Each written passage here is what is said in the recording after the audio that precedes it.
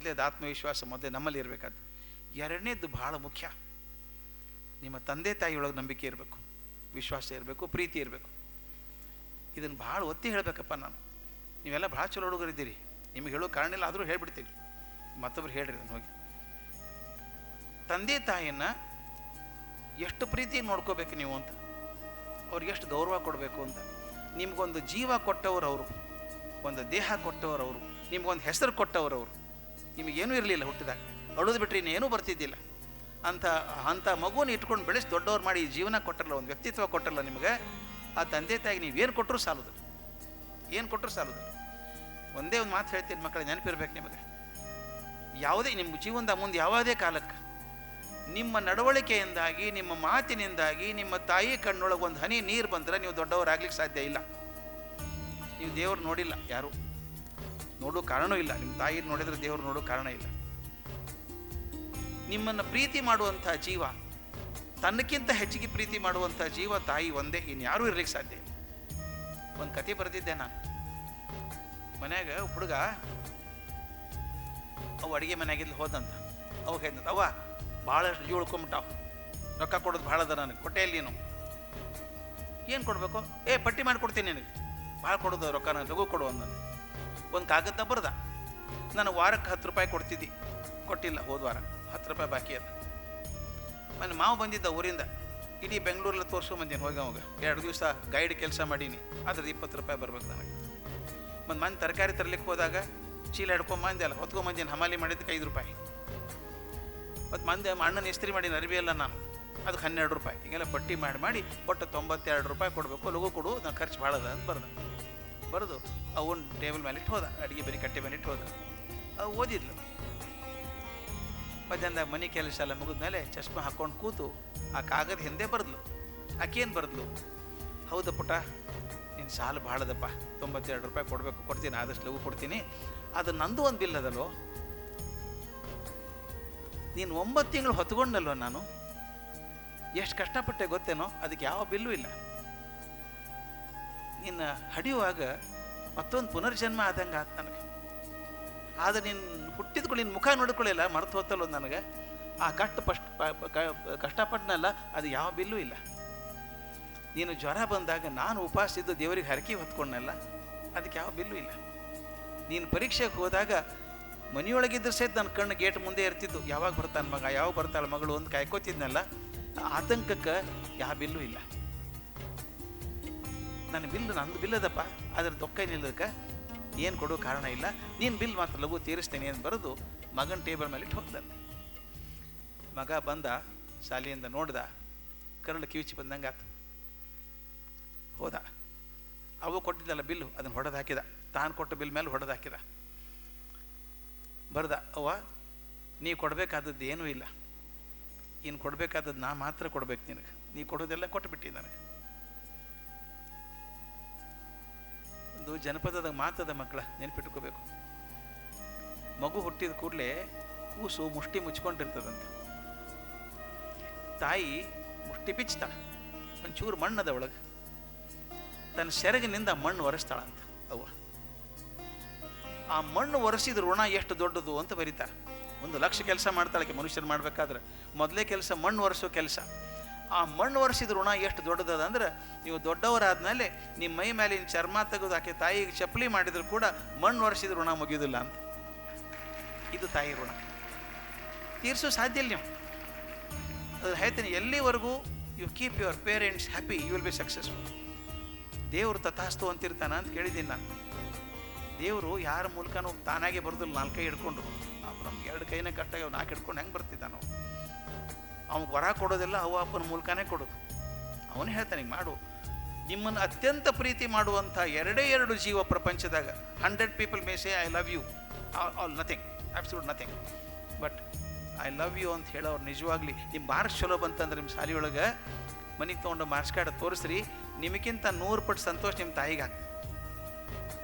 ಅಕಸ್ಮಾತ್ ನಿಮಗೇನಾದರೂ ಸೋಲ ಆತಂದ್ರೆ ಆಕೆ ಹೇಳಲಿಕ್ಕಿಲ್ಲ, ನಿಮ್ಗಿಂತ ಹೆಚ್ಚು ಮರಗ್ತಾಳವ್ವ, ಒದ್ದಾಡ್ತಾಳೆ, ಮಗು ಪಾಸ್ ಆತಲ್ಲಪ್ಪ ಅಂತ.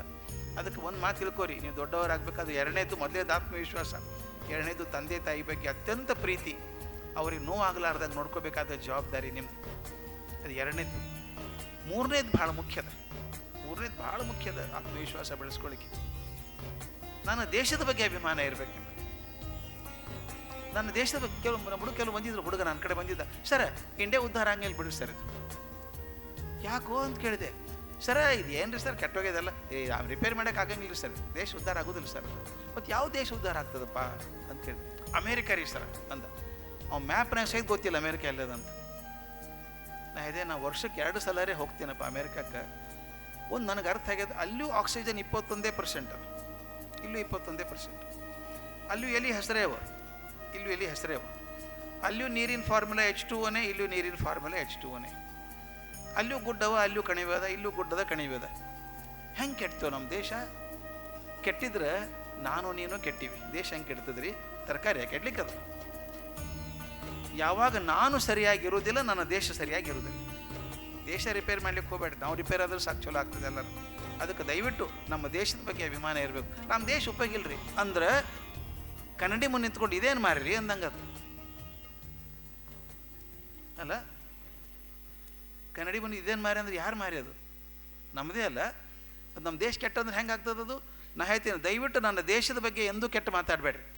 ನನಗೆ ಎಷ್ಟು ಬೇಜಾರು ಆಗ್ತದೆ. ಹೊರಗಡೆ ಹೋಗ್ತೀನಿ, ಭಾಳ ಹೇಳ್ತಾರೆ, I am a Maharashtrian, I am from Karnataka, I am a Bengali, I am a Malayali, I am a Tamil Nadu man. ಭಾರತದವ್ರು ಎಲ್ಲಿದ್ದಾರಲ್ಲೇ? ಎಲ್ಲರೂ ಒಂದೊಂದು ರಾಜ್ಯಕ್ಕೆ ಸೇರ್ಕೊಂಡ್ಬಿಟ್ರಲ್ಲ ನೀವು. ಇದು ನನ್ನ ಭಾರತ ಅಂತ ಅಭಿಮಾನದಿಂದ ಹೇಳಬೇಕು. This is the land which was glorious much before others had open there ice. ಇನ್ನು ಕಣ್ಣೇ ತೆಗೆದಿದ್ದಿಲ್ಲ ಅವರೆಲ್ಲ, ಅಂಥದ್ರ ಅತ್ಯಂತ ಎತ್ತರ ಮಟ್ಟಕ್ಕಿದ್ದವ್ರು ನಾವು.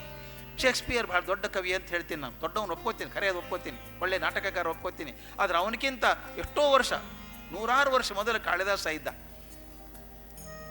ಶೇಕ್ಸ್ಪಿಯರ್ ಎಲ್ಲ ಬರೆದದ್ದು ಸೇರಿಸಿದ್ರೆ ನಮ್ಮ ವಾಲ್ಮೀಕಿ ರಾಮಾಯಣದ 1/4 ಭಾಗ ಆಗೋದಿಲ್ಲ. ವಾಲ್ಮೀಕಿ ರಾಮಾಯಣ ಮೊದಲನೇ ಕಾವ್ಯ ನಮ್ಮದು. ವಾಲ್ಮೀಕಿ ರಾಮಾಯಣ 9600 ವರ್ಷದಿಂದ ಬರೆದಂಥದ್ದು. ಯಾರ್ಯಾರು ಬರೆದಿದ್ರು ಸಾಹಿತ್ಯ ಆ ಕಾಲಕ್ಕೆ ಆ ದೇಶಕ್ಕೆ ಸೇರಿದವ ನಾನು. ಜನರಿಗೆ ಏನೂ ಗೊತ್ತಿದ್ದಿದ್ದಿಲ್ಲ ಅಂತ ನಾವೆಲ್ಲ ವೇದ ಕೊಟ್ಟವರು, ಉಪನಿಷತ್ ಕೊಟ್ಟವರು. ಜನರಿಗೆ ಏನೂ ಗೊತ್ತಿದ್ದಿದ್ದಿಲ್ಲ. 12ನೇ ಶತಮಾನದಾಗ ಬಸವಣ್ಣವ್ರು ಕೊಟ್ಟರು, ಸಮಾಜ ಸಮಾನತೆ ಕಲ್ಪನೆ ಕೊಟ್ಟರು.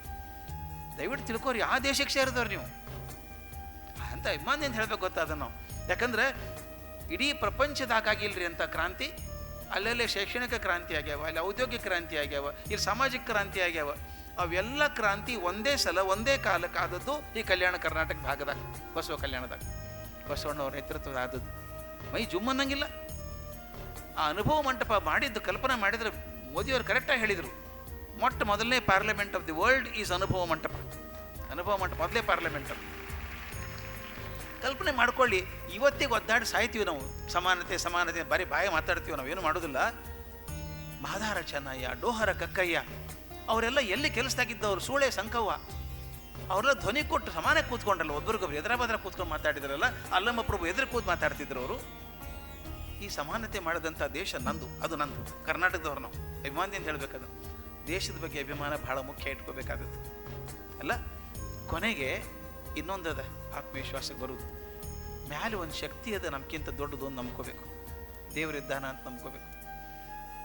ಹುಡುಗರು ಕೇಳ್ತಾರ, ಪ್ರೂಫ್ ಏನ್ರಿ? ಕಾಣಿಸೋದಿಲ್ಲ. ನಮ್ಗೆಲ್ಲರಿಗೂ ಕಾಣಿಸ್ಬೇಕ್ರಿ ಎಲ್ಲ.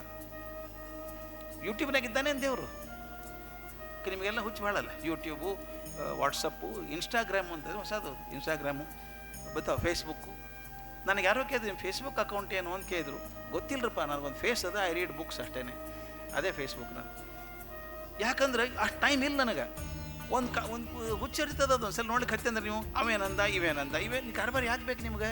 ನೀವು ಅನ್ನೋದನ್ರಿ, ಅವ್ರು ಅನ್ನೋ ತೊಗೊಂಡು ಏನು ಮಾಡ್ತೀರಿ? ಈಗ ಯಾಕೆ ಹೇಳ್ತೀನಿ ನಿಮ್ಗಂದ್ರೆ, ಭಾಳಷ್ಟು ಹುಡುಗರು, ನೀವೆಲ್ಲ ಚಲೋ ಹುಡುಗರು ಅಂತ ಹೇಳಿದೆ, ಆದರೂ ಹೇಳ್ತೀನಿ, ಭಾಳಷ್ಟು ಹುಡುಗರು ಟೈಮ್ ಕಳೆಯೋದು ಮೊಬೈಲ್ನಾಗ ಕಳಿತೀರಿ. ಬೆಳಗ್ಗೆ ಒಂದು ಪ್ರಶ್ನೆ ಕೇಳಿದೆ ಪ್ರಣವ್ಗ, ನಿಮಗೂ ಕೇಳ್ಬೇಕು ನಾವು. ಇದು ಯಾರ ಜೀವನ? ನಿಮ್ದಲ್ಲ, ಸ್ವಂತದ್ದು ಬಾಡಿಗೆದು? ಗ್ಯಾರಂಟಿ? ಹಾಂ, ಹುಷಾರಾಗಿರ್ಬೇಕು.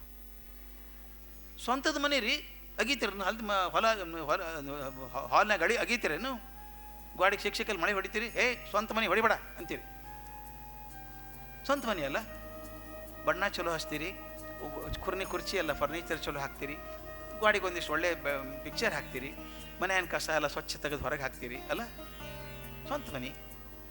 ಸ್ವಂತ ಮನೆಗೆ ಎಷ್ಟು ಮಾಡ್ಕೊಳ್ಳೋರು ನಿಮ್ಮ ಜೀವನಕ್ಕಿನ್ನ ಜಾಸ್ತಿ ಮಾಡ್ಕೋಬೇಕಲ್ಲ. ಒಳಗಿನ ಕಸ ತೆಗೆದು ಹೊರಗೆ ಹಾಕಬೇಕು. ಒಳಗೆ ಕಸ ತುಂಬಿಕೊಂಡಲ್ಲ ಒಳಗೆ ಭಾಳಷ್ಟು. ಅದರ ಮೊದಲನೇ ಕಸ ಯಾವ್ದು ಗೊತ್ತದ? ಆಲಸ್ಯ.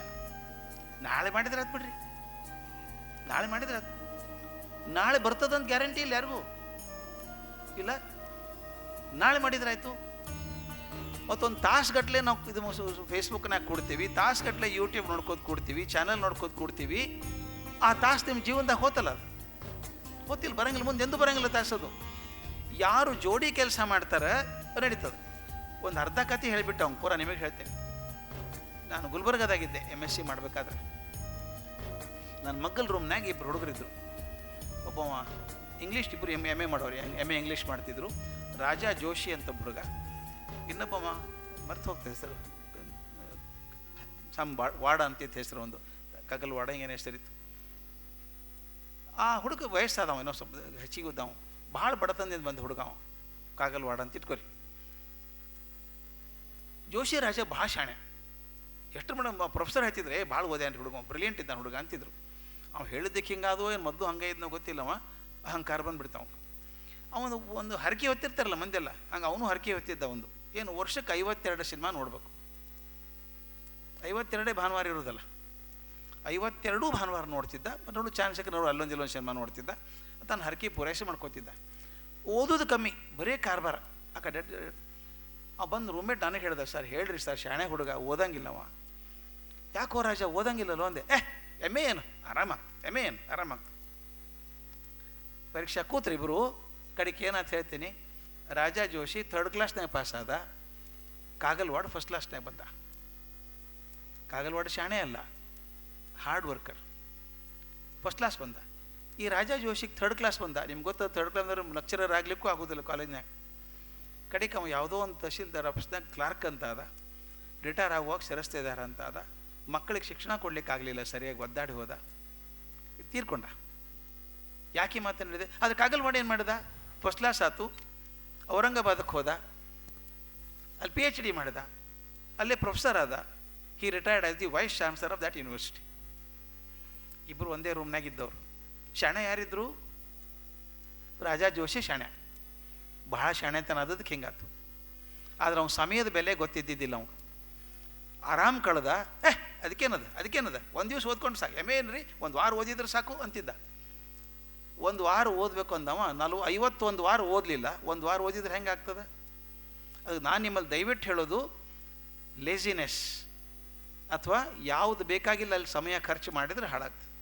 ದಯವಿಟ್ಟು ಹಾಳು ಮಾಡಬೇಡ್ರಿ. ಈ 1 ತಾಸು ಏನು ನೀವು ಕೂತೀರಿ ನನ್ನ ಜೋಡಿ, ಈಗ ಅದು ನಿಮಗೇನು ಪ್ರಯೋಜನ ಆತಂದ್ರೆ ಅದು ಇನ್ವೆಸ್ಟ್ಮೆಂಟ್ ಆಗ್ತದೆ, ಇಲ್ಲಾಂದ್ರೆ ವೇಸ್ಟ್ ಆಗ್ತದೆ. ನನಗೂ 1 ತಾಸು ಹೋತು, ನಿಮ್ಮದು 1 ತಾಸು ಹೋತು. ಈ ಜೀವನದಾಗ 1 ತಾಸು ವಾಪಸ್ ಬರೋದೇ ಇಲ್ಲ, ನಿಮಗೆ ಎಂದೂ ಬರೋದಿಲ್ಲ.